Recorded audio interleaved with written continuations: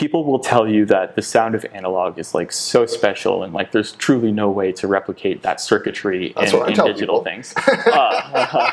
And of course, I would never contradict you.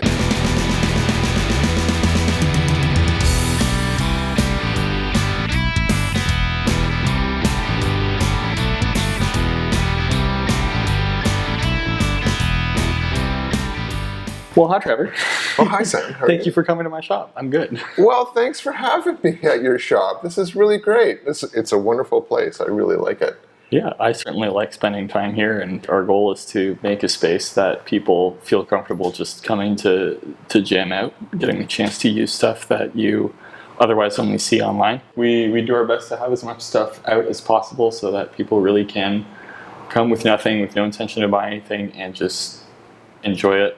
And then tell their friends.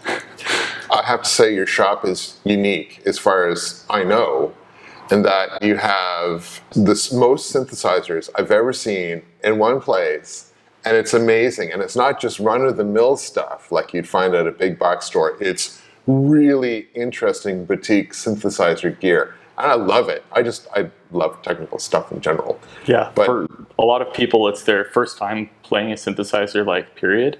And I don't know, this world can be really intimidating. I really understand that. There's a lot of jargon and like, it's all very expensive. So like a synthesizer is something you hear about and know that like people were crazy about them in the 70s or something. So to come into a shop like this and be like, hey, actually, they're real. You can touch them. Here's how they work.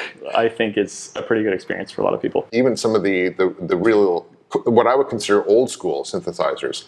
So when I was in high school, someone donated to the school an ARP something. It was about this large with a keyboard in front with wires all stuck into the front, and no one knew what the heck to do with it. ARP 2600, incredible machine, one of the all-time greats for sure. Yeah, and we were idiots. We didn't know what to do with it. It requires a bit of technical knowledge, and I personally really enjoy sharing that with people, and like demystifying it a little bit, going, hey, it's not actually that complicated. And the more you learn about it, the more sort of power you have to create the sound that's in your head. Voltage control oscillators, envelope filters. And none of this is obvious. From looking at a synthesizer. You're not going to be like, oh, okay, this dial does this and this one does that, unless you've been looking at them for 5+ years. The guitar is different. A guitar, you look at, you touch it a little bit and you go, oh, okay, I touch the string and then it makes music. Yeah. And then from there, you just sort of sit with it and you become intimately connected with it. If you just lock yourself in your room and spend hours and hours and hours with the guitar, then you'll learn to play the guitar. With the synthesizer, maybe. It'd be a little more frustrating, I think. How long have you guys been open for? We've been open for about 2.5 years. Okay. We were online only for a little bit because we started during the pandemic, and we started in fact like during a lockdown, but always the goal was to have a brick and mortar store where people could come and hopefully develop a love for the things that we care about so much. It's been really great. The reception to having a store like this in Ottawa has been really like quite surprising, even for me. Like I knew before working here that there was a community of synthesizer people and like technically minded music folks, but I really had no idea that there was quite this many. Every day we have people coming in saying, hey, I heard about the store, and I just want to say, like, I'm so happy that you guys are here. Like, I had to come here and try it for myself. We got some people coming from out of town as well. It's like, oh yeah, I've heard about you from a friend, and I was told that when I'm in Ottawa, I should check you guys out. I don't know of any other place like this anywhere, except maybe in some place in Japan. Which, you know, so maybe this shop is duplicated in Tokyo somewhere. I don't know. It's a magical place. So, what percentage of your sales is in the store versus online? Because what we are doing is pretty niche. Online is a huge part of our business. Yeah, so we're more than half of our sales are online. It's sort of like 60 to 70 depending on the month. And for the most part, it works pretty well. Most of what we're shipping are smaller items. So they're guitar pedals or they're synthesizer modules. So these are components of a larger modular system. They're easy ships and they're like relatively high value compared to the size of the item. So that's a good recipe for making online a good part of your business. We really do feel connected to the local community, and like the point of the online stuff is really sort of to share what I think is sort of special about this city with the wider world. My favorite kind of online order, at least, is when I'm sending a local product overseas. We do our best to carry as many local brands as possible. This city is kind of unique. It's kind of overrepresented in terms of technically minded music folks, makers, like really intelligent people with like strong visions and cool machines. Sometimes we send stuff to Tokyo, we send stuff to Australia, quite a bit to Australia last week especially. We send things to Belgium, we send things to the UK, we send things to the States, of course, and it's really fun. I always make sure to write a note in the box when I sent that off there. I'm just happy knowing that like a little piece of Ottawa is going to another country. If someone wanted to get into synthesizers, what do you think a good starting point would be? Well, of course it depends on your budget. If budget is a concern for you and like you really don't have like thousands of dollars to drop on this stuff, I would actually suggest looking at the computer. The computer is the most powerful synthesizer that you already own, in fact. Wow. And if you get yourself a little controller to make it a little more fun to use the computer, then you can get virtual instruments that are recreations of classic machines. So you can get that sound right away. You can get your hands on it, and you can start making those sounds and learning what's out there. All these old instruments are really well studied. So if you like focus on the Mini Moog, the ARP 2600, like you mentioned, Prophet 5, the Juno, like these are sort of classic analog synthesizers that are really well replicated in many, many different virtual instruments or VSTs. And a lot of these are in fact free. So you're looking at spending $100, $150 on a MIDI controller, plug that into your computer, download some software, and then you're off to the races. We're truly spoiled in terms of the power of the computer to replicate these old things.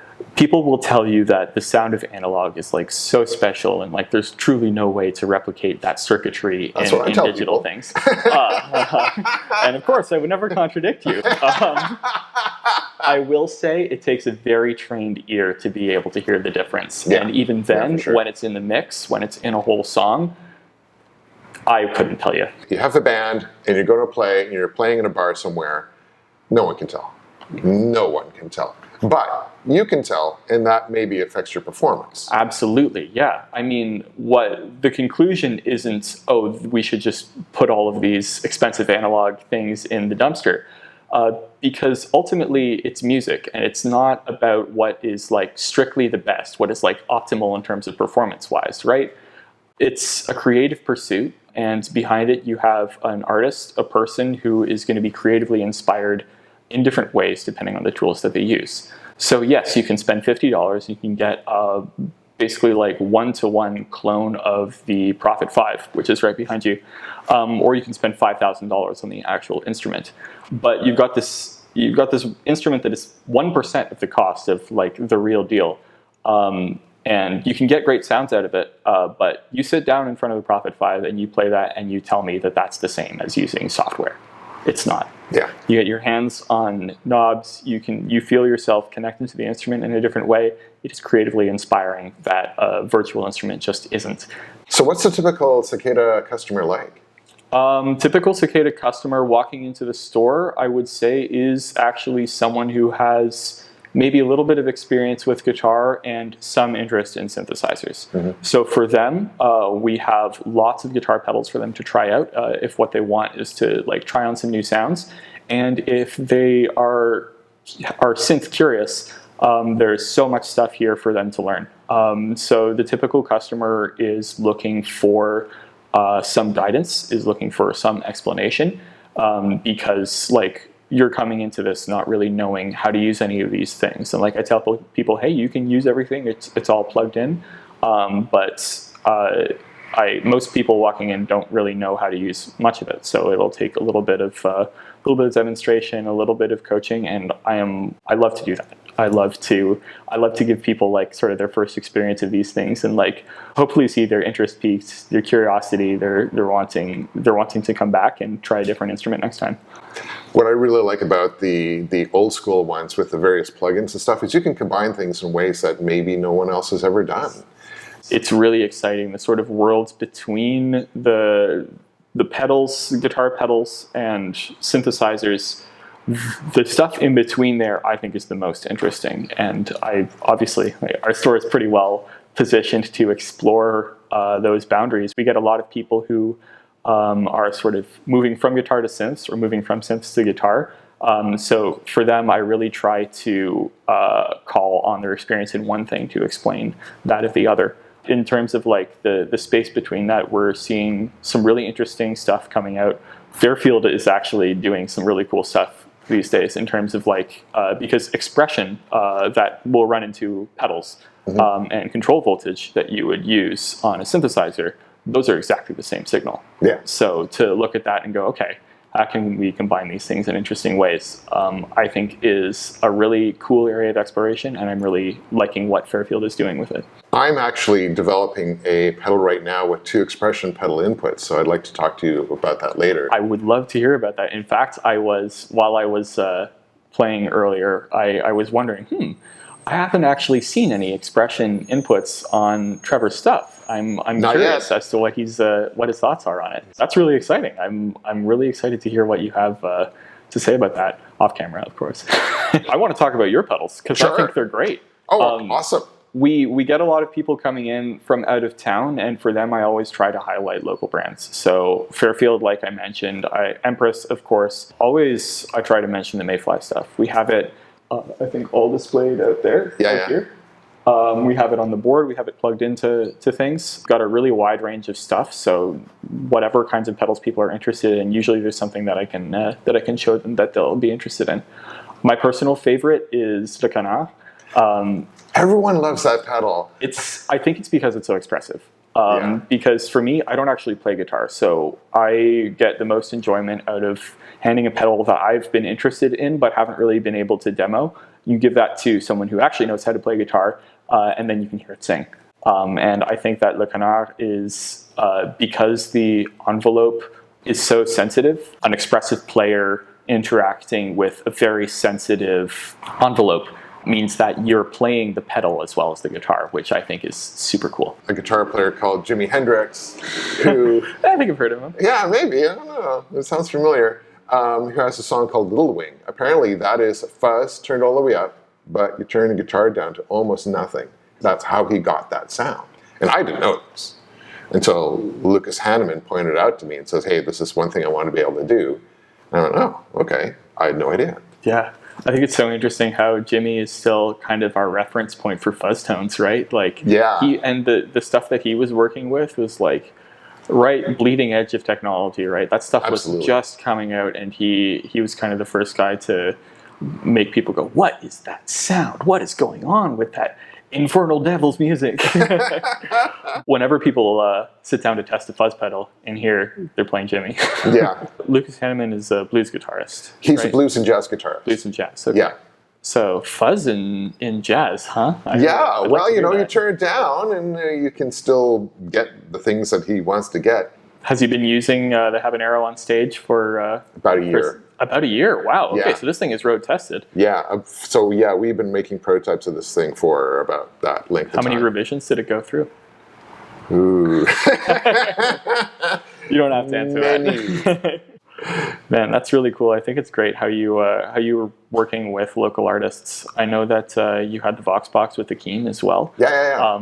And the Voxbox is a super cool thing, quite unique as well. Actually, we had a customer come in just yesterday, and he had just kind of wandered off the street, but he was asking, "Hey, I'm a sax player. Do you have anything for me?" And we said, "Yes, as a matter of fact, we do."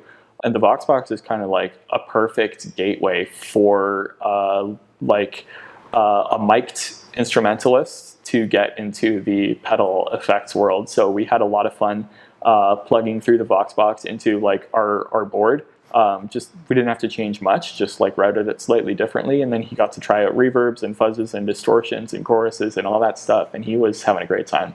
We were having a great time. It sounded awesome. Yeah, the Voxbox really is. Yeah, it's a gateway drug. Yeah, and I mean, he didn't even know it existed before he walked in the store. So now I sent him home with like a list of stuff to look into, and I'm sure we'll see him again. I say very cool too many times. It's my go-to thing. I gotta wean myself Well, off of that. you're in a cool place. It's what else are you going to do? It is a cool place. It's one of the coolest places I know. I really like the shop, and I want to keep growing it and to sort of keep showing the world just how cool these things are and how cool the city is. Thank you again for having me here. Trevor, it truly is my pleasure. Always a Cheers. pleasure to have you here. Awesome.